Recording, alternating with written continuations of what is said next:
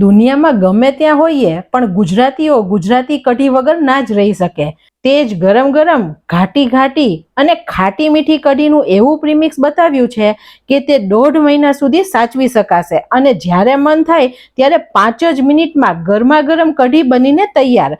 તો આ જ રીતે જરૂર બનાવજો. વિડીયો પસંદ આવે તો લાઈક આપી રૂપલ્સ ટેસ્ટી ટ્રીટ્સને સબસ્ક્રાઇબ જરૂર કરજો. Happy cooking, enjoy eating.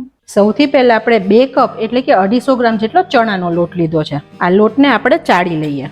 તમને એક ટ્રીક બતાવું. જ્યારે આપણે લોટ ચાળીએ છીએ ત્યારે આજુબાજુની જગ્યા ખરાબ થાય છે, તેમાં લોટ ઉડે છે. તે ના થાય તેની માટે કોઈ ગ્લાસ અથવા વાડકીથી તમે આમ ગોળ ગોળ ફેરવશો ને ફ્રેન્ડ્સ, તો અંદર જ લોટ ચડાશે અને બિલકુલ આજુબાજુની જગ્યા ખરાબ નહીં થાય. આ એક બહુ જ સારી ટ્રીક છે. કઢીનું પ્રીમિક્સ બનાવવા માટે આપણે એક નોનસ્ટિક પેન લીધું છે. ગેસની ફ્લેમ એકદમ સ્લો રાખીએ છીએ. આપણે 6 TVSP એટલે કે મોટા 2 ચમચા જેટલું તેલ લઈએ છીએ. ફ્રેન્ડ્સ, એમ કઢી હોય છે તે ઘીમાં બનાવીએ છીએ, પણ આપણે આ પ્રીમિક્સ બનાવીએ છીએ અને આને આપણે ફ્રીઝમાં રાખવાનું છે, તો અત્યારે આપણે તેલનો ઉપયોગ કરીએ છીએ. તમારે કઢીમાં ઘીની ફ્લેવર જોતી જ હોય તો જ્યારે પ્રીમિક્સમાંથી કઢી બનાવીએ ને ત્યારે તે ઉકળતી હોય ત્યારે 1 ચમચી જેટલું ઘી એડ કરવાનું, તો એકદમ મસ્ત ફ્લેવર આવી જશે. આપણે પ્રીમિક્સ બનાવવા માટે બને ત્યાં સુધી નોનસ્ટિક પેનનો ઉપયોગ કરવાનો, કેમ કે આમાં વસ્તુ ચોટશે નહીં અને સરસ કડક થશે. ઘણીવાર સ્ટીલમાં કેવું થાય છે કે વસ્તુ બળી અને ચોટી જશે, તો આપણે આ પેન વાપરશું તો એકદમ મસ્ત રિઝલ્ટ મળશે. આપણે 7 નંગ જેટલા તમાલપત્ર લીધા છે. તેલ ગરમ થાય છે ત્યાં સુધી તમાલપત્રના ટુકડા કરી લઈએ, જેથી પ્રીમિક્સમાં તે વચ્ચે સરસ મિક્સ થઈ જશે. 7 થી 8 નંગ જેટલા સૂકા લાલ મરચા લીધા છે, તેના પણ ટુકડા કરી લઈએ, અને જેથી તેના બી પણ નીકળી જશે અને સરખા મિક્સ થઈ જશે. ફ્રેન્ડ્સ, આપણને બધાને એવું છે કે મરચા ખાઈએ તો એસિડિટી થાય, પણ એસિડિટી થવાનું મૂળ કારણ આ મરચાના બી છે, તો આપણે બીનો ઉપયોગ નહીં કરવાનો. આપણું તેલ ગરમ થઈ ગયું છે. પછી આપણે 1 ચમચી જેટલી રાઈ એડ કરીએ છીએ. અત્યારે ફ્રેન્ડ્સ, હું બધું માપ આપણી જે રૂટીનની ચમચી છે તેનાથી જ લઈ રહી છું. રાઈ થોડી થાય પછી આપણે 1 ચમચી જેટલું જીરું એડ કરીએ છીએ. બંને થોડું થાય પછી અડધી ચમચી જેટલા મરી એડ કરીએ છીએ. હવે બધા સૂકા ખડા મસાલા એડ કરીએ છીએ. 5 નંગ જેટલા ચકરી ફૂલ છે. આ 7 થી 8 ટુકડા તજ છે, એપ્રોક્સ 1 ચમચી જેટલા છે. ગેસની ફ્લેમ એકદમ સ્લો રાખજો, નહીં તો 1 મિનિટ બંધ કરી દેજો. 1 ચમચી જેટલા લવિંગ નાખીએ છીએ. મેં પણ અત્યારે ગેસની ફ્લેમ બંધ કરી દીધી છે, કેમ કે તેલ વધારે ગરમ થતું જશે તો આપણા મસાલા બળતા જશે. વાવ ફ્રેન્ડ્સ, ખડા મસાલા નાખીએ ને તેની એકદમ મસ્ત સ્મેલ આવી છે. અને આ 3 ડાળખી જેટલા આપણે લીમડાના પાન એડ કરીએ છીએ. હવે આપણે ગેસની ફ્લેમ ફરીથી ચાલુ કરીએ અને બધું સરખું મિક્સ કરીએ. ફ્રેન્ડ્સ, આપણે પ્રીમિક્સ બનાવીએ ત્યારે કોઈ પણ વસ્તુમાં ભેજ ના ચાલે, તો આપણે આને સરખું શેકવાનું. જો ભેજ રહી જશે ને તો આપણું પ્રીમિક્સ બગડી જાય. આપણે આ લીમડો છે તેનું બિલકુલ મોઇસ્ચર ઉડાડી દેવા માટે અત્યારે આપણે આવી રીતે તેલમાં એડ કરી દીધો છે અને તેને સરખો શેકી લેવાનો. હવે આપણે જે તમાલપત્રના ટુકડા કર્યા તે એડ કરીએ. તમે જોઈ શકો છો જીરુંનો કલર બિલકુલ કાળો નથી થયો, નહીં તો વધારે ગરમ થતું જાય અને આપણો જે મસાલો છે તે બળતો જાય. એટલા માટે આપણે વચ્ચે ગેસની ફ્લેમ બંધ કરી અને આપણે જે મરચાના ટુકડા કર્યા તે પણ એડ કરીએ.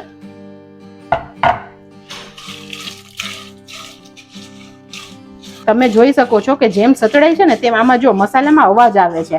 આવી રીતે કડકડતો મસાલો થવો જોઈએ, તો એકદમ સરસ રીતે આપણું પ્રીમિક્સ ટકે.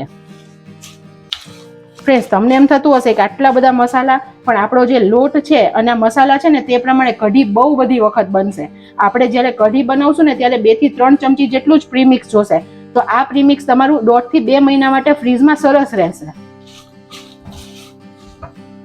3 થી 4 તીખા લીલા મરચા છે, જેને એડ કરીએ. ફ્રેન્ડ્સ, તીખાશ તમે તમારી રીતે પ્લસ માઇનસ થોડી કરી શકો છો. મરચાને પણ આપણે સરસ સાતળવાના, કેમ કે મરચામાં પણ મોઇસ્ચરનું પ્રમાણ હોય.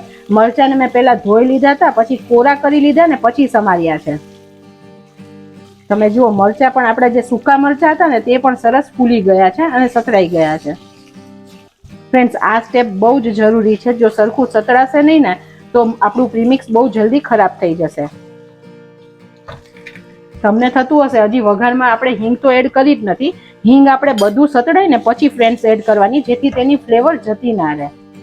હવે આપણે 1 ચમચી જેટલી હિંગ એડ કરીએ છીએ. 1.25 ચમચી જેટલું મીઠું એડ કરીએ છીએ. કઢી બનાવતી વખતે છાશ એડ કરશું ને ત્યારે મીઠાનું પ્રમાણ ઓછું પણ થઈ જશે, તો અત્યારે આપણે મીઠું થોડું પ્લસ રાખવાનું. હવે આપણો મસાલો એકદમ સરસ, જો તમે જુઓ અવાજ આવે એટલો સરસ સતળાઈ ગયો છે. ત્યાર પછી આપણે તેની અંદર ચણાનો લોટ એડ કરીએ છીએ. ફ્રેન્ડ્સ, આમાં જે તેલનું પ્રમાણ આપણે થોડું પ્લસ લીધું ને, તેલ અને ખાંડ બે કઢીનું પ્રિઝર્વેશનનું કામ કરશે, જેથી આપણો ચણાનો લોટ બગડશે નહીં. આપણે 250 ચણાનો લોટ લીધો તો તેની સામે 150 ગ્રામ એટલે કે એક નાના બાઉલ જેટલી ખાંડ લઈએ છીએ. ફ્રેન્ડ્સ, ગુજરાતી કઢી હોય છે તે હંમેશા ગળી, ખાટી ને તીખી હોય છે, તો આપણે ખાંડ અત્યારે થોડી માપે નાખીએ છીએ. અને આ ખાંડ ફ્રેન્ડ્સ આખી રહી જશે ને અત્યારે તો પણ વાંધો નથી, કેમ કે જ્યારે કઢી ઉકળશે ને ત્યારે ખાંડ ઓગળી જ જવાની છે. અત્યારે આપણે લોટને એટલો શેકવાનો છે કે જેની કચાશ દૂર થાય ને થોડી સુગંધ આવે લોટમાંથી.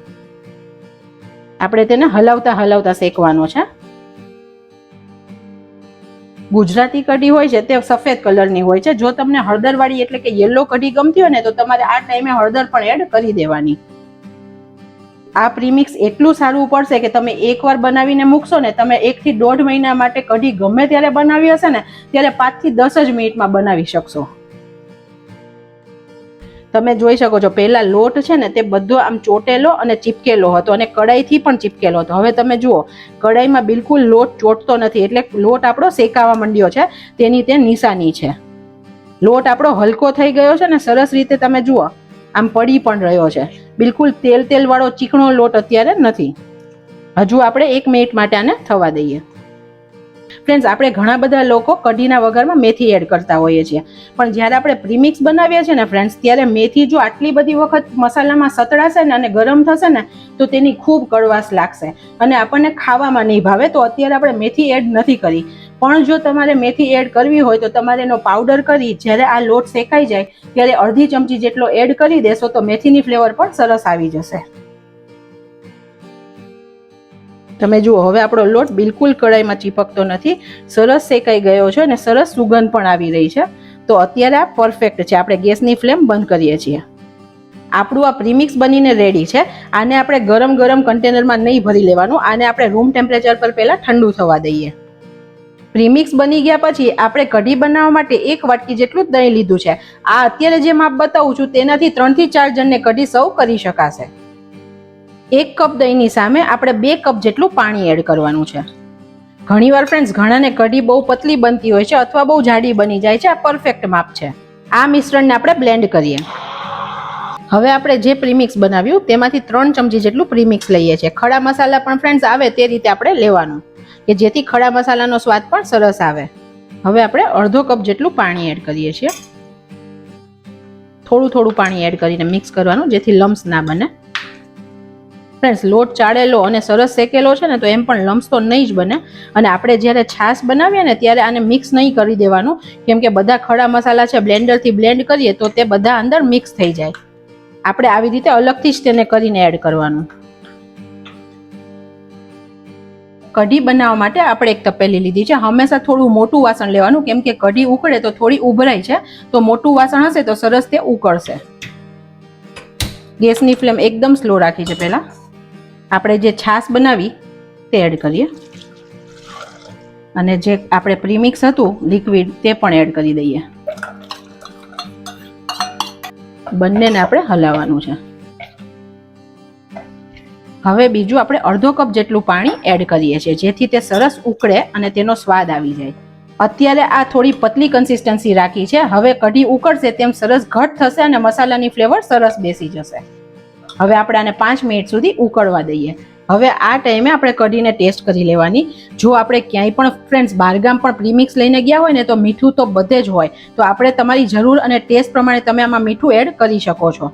1/4 ચમચી જેટલું મીઠું હું પણ એડ કરું છું. ફ્રેન્ડ્સ, આ પ્રીમિક્સ એબ્રોડ વાળા જે બાળકો રહે છે કે જે લોકો સ્ટુડન્ટ છે અને એબ્રોડ ભણવા ગયા છે તેને માટે તો એકદમ મસ્ત છે. તેને બનાવીને આપશો ને તો તે 1 મહિનાથી 1.5 મહિના માટે ફ્રીજમાં સ્ટોર કરીને ગમે ત્યારે મમ્મીના હાથ જેવા ટેસ્ટવાળી કઢી ખાઈ શકશે. હવે આપણી કઢી એકદમ સરસ ઉકળી ગઈ છે. આપણે ગેસની ફ્લેમ બંધ કરીએ છીએ. શું ઘાટી થઈ છે ફ્રેન્ડ્સ, એકદમ મસ્ત કઢી બની છે ને એટલી સરસ સુગંધ આવે છે.